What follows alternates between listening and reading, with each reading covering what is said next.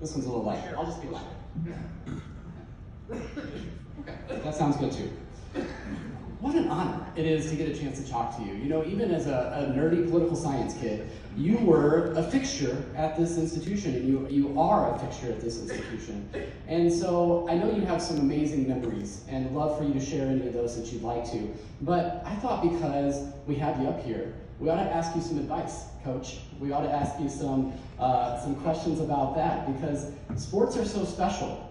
Sports really connect us in a way beyond anything else. The wins, but also the losses. And you know, a lot of us woke up pretty early today to watch the national team, and we suffered a loss. But I'm wondering, in those moments, what advice did you give your players about the losses in particular, and how to recover from those losses?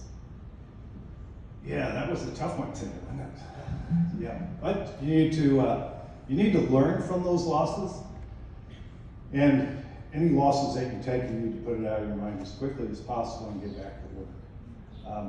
As far as athletes, I think there's a couple things that are so important. Number one, you know, find a sport that you're very passionate about and that you actually love. There's a lot of parents that pigeonhole kids into a certain sport and push them, and they're doing it for their mom and dads and others. Find something that you truly believe in and go for it. And if you want to be good, you have to put the time into it. It's not going to be your coach.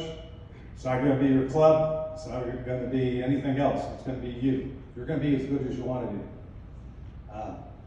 Because you need to have that confidence. One of the things we used to talk about with our players, we may not have had the most talented players on the field, but we wanted them to believe that they were better than the other team and that they had that talent. And so part of the job we had was to make these guys confident. When you play confident, it's a whole nother ballgame. You can compete.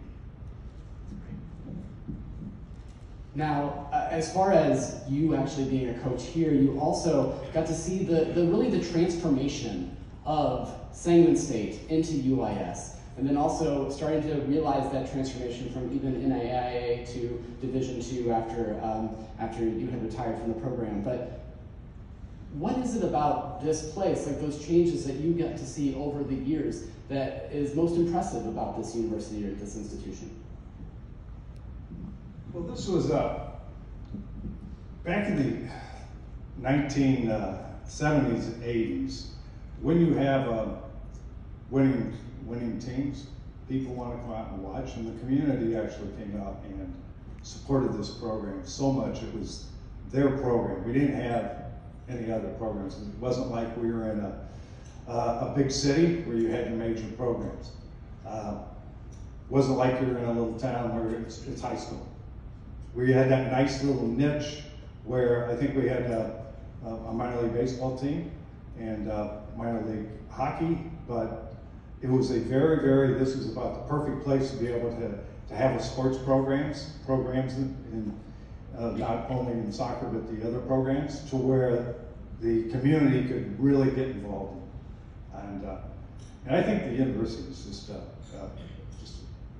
fabulous place to get an education. You know, a big university is not for everybody, and we have smaller classes and tremendous professors and leadership here at the university. I think it was a perfect spot for a lot of, especially junior college athletes and students to come to. Because up until the mid-90s, you had to have 60 hours of credits to get into the university. So I think that it's just a special place, and I think it's just getting better. What's that feeling to win a national championship? What's the, put us in that headspace of what your feelings were like when that happened? It was kind of surreal. I remember the first championship we won. It was 1986. We were playing Simon Fraser out of Canada, and they had a striker who was on the Canadian Olympic team. And we always, you know, they were on paper the better team. They're always in the finals or in the top 4. We were an up-and-coming program. You know, we were knocking on the door when we weren't that, and once that last whistle blew, it was at Wichita Falls, Texas. Seeing the players storm the field, running around, we had a lot of fans that drove down there. They had big sign, "Boys from Illinois" up there. And the sun was just setting, and you could see the shadows coming across the field. It was just an absolute amazing feeling that we actually did. You know, you always talk about we want to win a championship, and it's very rare that people get to experience that at that level. And so when it actually happened, it just takes you by, you know, the euphoria is just wonderful. And we were just so fortunate. It happened to us 3 times.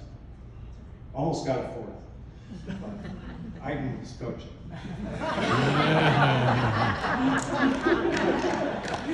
What a beautiful picture that you painted. You know, I mentioned I wanted to ask some advice, and a little personal privilege here. I have a son here with me today, and he had his coat on, and he goes, "You know what, Daddy, I gotta take my coat off. I want to make sure they all know that I'm a soccer player." So he's back there in his soccer jersey, and and I just want to, what advice do you have for a 7-year-old that's getting into this and really starting to learn the sport a little bit? I know that there's some other little ones here too, but they're the next generation of soccer in this community that you helped build. So what is it that you'd say to them, Coach, as we leave off here? Number 1, watch games. Either come out and watch the big boys play, because you learn by watching.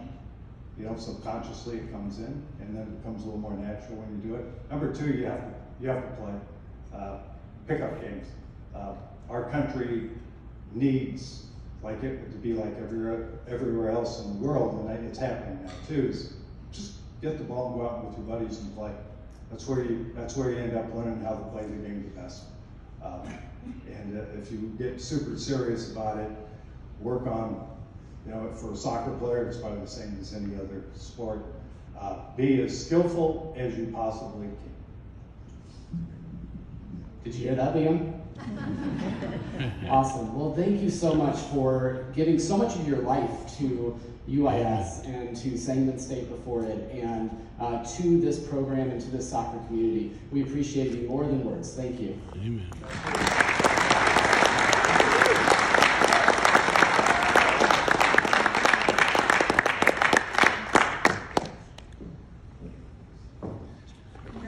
Again, Coach. Our next presenter is Chris Miller. He was the Vice Chancellor